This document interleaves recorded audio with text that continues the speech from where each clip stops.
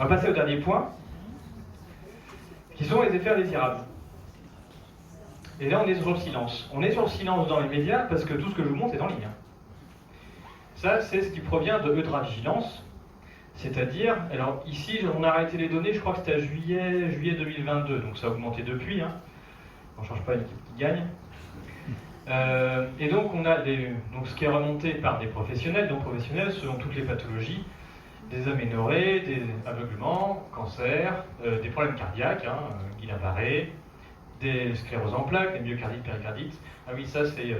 ils aiment bien ça, les industries pharmaceutiques. Donc en fait, quand vous avez sur un médicament, vous avez des effets indésirables, ils vous en mettent pas un, ils vous en mettent pas deux, ils en mettent 400. Au début, on croit, du coup c'est dangereux, mais non, en fait, c'est juste que quand ensuite un médecin il dit quel effet indésirable vous avez eu, il a 400 cases et il en met une parmi 400. Donc surtout les problèmes cardiaques, on le divise en 10 de façon à démultiplier les cases à cocher. Vous n'êtes que dans une seule, et donc ça fait que c'est jamais significatif. S'il n'y avait qu'une seule case problème cardiaque, tout le monde serait dedans, et donc ça vous ferait un gros tas qui remonte, mais en divisant en 10, c'est pas significatif. Et donc vous avez, à cette date-là, on était sur des décès post-vaccinaux remontés rien que par des professionnels. En Europe, on était à 13 000. Donc sachant qu'on était à 216 000 cas remontés, et pour remonter un truc à la pharmacovigilance, il faut le vouloir. C'est 2 heures de boulot, personne qui vous aide, la plupart du temps le médecin qui vous a piqué, il fait non, c'est pas ça, et qui veut pas le rentrer. Donc on est sur quelque chose d'extrêmement sous-estimé. Amélie Mullit, qu'on a vu, qui était là tout à l'heure, fait plein de travaux dessus. Il faut au moins multiplier ces chiffres par 10. Et selon l'industrie pharmaceutique, il faut multiplier par 10. Selon les chercheurs, peut-être plutôt par 20 ou par 100. Et donc voilà ce à quoi on était déjà de décès remontés. Et ça, c'était pour nous, pour l'Europe. Ça, c'est le VAERS. Le VAERS, c'est pour les États-Unis. Ce qui est sympa avec le VAERS, c'est qu'on peut tout remonter depuis les années 90 et on lance la requête et on a tous les chiffres qu'on veut. Donc ça, j'ai remonté juste les décès. Événements suivis d'un décès déclaré chaque année à la pharmacovigilance après un vaccin. Tous les vaccins sont en bleu, existants depuis 1990. En rouge, c'est les seuls vaccins Covid-19, décès remontés. Voilà. Et en juste, du coup, 1 an et demi, quoi. Donc, il se passe quelque chose. Les laboratoires pharmaceutiques peuvent toujours dire que on n'a pas prouvé de causalité. C'est-à-dire qu'on ne peut pas savoir pour chaque patient si c'est bien lui qui est mort suite à la vaccination. En revanche, on sait que le nombre, il faut le multiplier par 10. Eux, ils le disent. Mais sur chaque cas individuel, ils se battront pour dire vous ne pouvez pas prouver que c'est vous. Ce qui fait d'ailleurs que quand vous avez un problème post-vaccinal, c'est toujours l'État qui paye, jamais l'État. Eux, ils sont contents de ramasser le fric, pas de le dépenser. Il se passe aussi quelque chose en Europe, pardon. Ça, c'est sur un site qui s'appelle EUROMMO, European Mortality Monitoring, qui fait des calculs en regardant l'évolution de la mortalité hebdomadaire partout en Europe. C'est pas tout à fait partout, parce qu'ils n'ont pas toutes les données européennes, mais une bonne partie quand même. Et donc, ils mettent les données, et donc là, à partir de la fin 2021, pour les 15-44 ans, en fait, c'est à partir de la mi-année 2021, il se passe quelque chose d'assez phénoménal, c'est qu'on a des hausses significatives de mortalité et durables chez les jeunes. Alors le site en a les mains, il dit ouais d'accord, on a plus de jeunes que d'habitude, c'est parfaitement significatif, on n'a pas d'explication et on ne vous dit pas pourquoi. En fait, la zone de significativité elle est en grise là, donc en fait on quitte complètement la zone de significativité à partir, et même de la très grande significativité, première fois à partir de la mi-année, et ensuite on est tout le temps dedans, de manière régulière et de plus en plus. Donc moi ce que j'ai fait, c'est que j'ai récupéré toutes les données de décès chaque semaine de tous les pays d'Europe sur Eurostat, où j'avais les données, et que j'ai mis en face, j'ai fait ça avec des chercheurs belges, les données de nombre de vaccinations qui sont publiques aussi sur le CDC. Donc ici, ça c'est les données de décès, et j'ai pris l'écart par rapport à l'attendu. Donc vous avez du rouge quand vous avez plus de morts qu'attendu, et du vert quand vous avez moins de morts qu'attendu. Ici, on est sur les 15-24 ans au Portugal. Donc vous avez de temps en temps du vert, de temps en temps du rouge, ce qui est normal une fois sur deux, à peu près.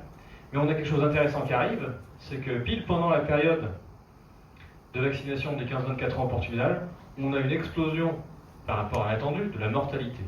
Donc vraiment un pic de mortalité à ce moment-là, qui est bien marqué et qui dure assez longtemps. Et on se demande pourquoi. Donc là, on est bien synchrone.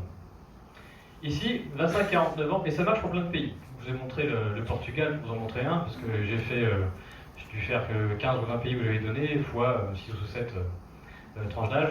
Et du coup, je ne vous montre pas tout. Dans le livre, il y en a d'autres, et puis je vous montre tous les graphiques. Ça, c'est pour la Hongrie. Alors, la Hongrie, c'est fabuleux parce qu'en fait, pour les 25-49 ans, eux, ils ont vacciné très tôt. Il va direct, hop, on se débarrasse du sujet. Alors, eux, ils ont des pics de mortalité qui s'observent parfaitement, bien synchrones au moment des campagnes de vaccination. Donc, il y a juste trop de morts quand on vaccine des gens en Hongrie. Il n'y a rien à dire. Il y a même un petit pic là, quand on ne les vaccine pas contre le Covid-19, mais on y reviendra après.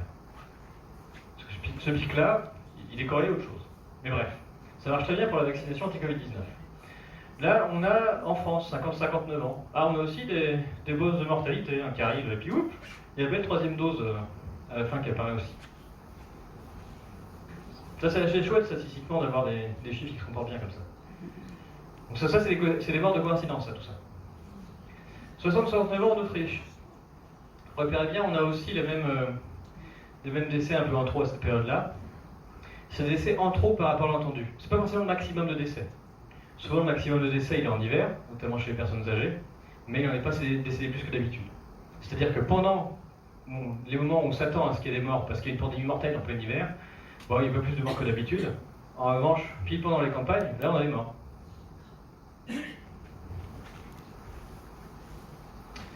70-79 ans attendu par rapport à l'Italie, là on est pas mal aussi.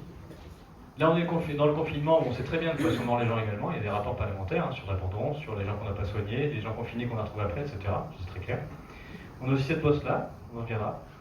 Et puis on a la vaccination aussi en Italie, des plus âgés qui a l'air de bien se marquer. Et ça c'est un autre graphique que j'ai fait, parce que je voulais un contrefactuel. Je voulais vérifier si, en téléchargeant les données de vaccination anti-Covid-19, si je voyais un lien avec la mortalité. Je l'ai vu. Et je me suis dit, je vais prendre une autre vaccination où on vaccine à peu près les mêmes gens, en tout cas, pas que les nourrissons. Et du coup, celle que je connais et sur laquelle je vais montrer qu'il ne se passe rien, c'est la vaccination antigrippale. Donc je télécharge les données et je le mets en face. Et puis voilà, j'étais quand même assez surpris de voir que c'est pile au moment où on a vacciné des gens à la vaccination antigrippale qu'on a une hausse de mortalité significative qu'on a appelée la deuxième vague. En 2020, en octobre 2020. Et c'est exactement à ce moment-là et c'est proportionnel. Alors j'ai regardé et c'est vrai que dans le temps, c'est vrai que quand on fait des petites vaccinations antigrippales un peu précoces comme ça, pile au moment où on vaccine des plus âgés avec la vaccination antigrippale, on a bien la petite hausse de mortalité. Ça marche quasiment à peu près tout le temps. Et là en fait, 2020, c'est l'année record de vaccination antigrippale. C'est pour ça qu'il y a vraiment eu un plébiscite. Il n'y avait pas de vaccin anti-Covid, tout le monde s'est vacciné contre la grippe. Et puis on a une belle hausse de mortalité à ce moment-là. Je ne suis pas forcément en train de vous dire que c'est forcément ça qui tue. Mais si je vous rappelle le contexte dans lequel on est du soin, c'est-à-dire qu'on est en train de penser que toutes les maladies respiratoires, c'est du Covid-19. Je vous rappelle que dans les premiers effets de la vaccination antigrippale, c'est que ça donne notamment de la toux, enfin les syndromes grippaux. C'est écrit dessus, c'est écrit dans la notice, et que c'est écrit comme banal. Rhume banal, plus de 10% des cas, c'est écrit dans la notice du vaccin antigrippaux. On sait grâce à une étude faite aux États-Unis qu'en fait, en plus on est en période de test à tout va, qui ne veut rien dire, mais ça permet d'avoir un test positif Covid au coronavirus, au fait d'être malade avec des symptômes grippaux.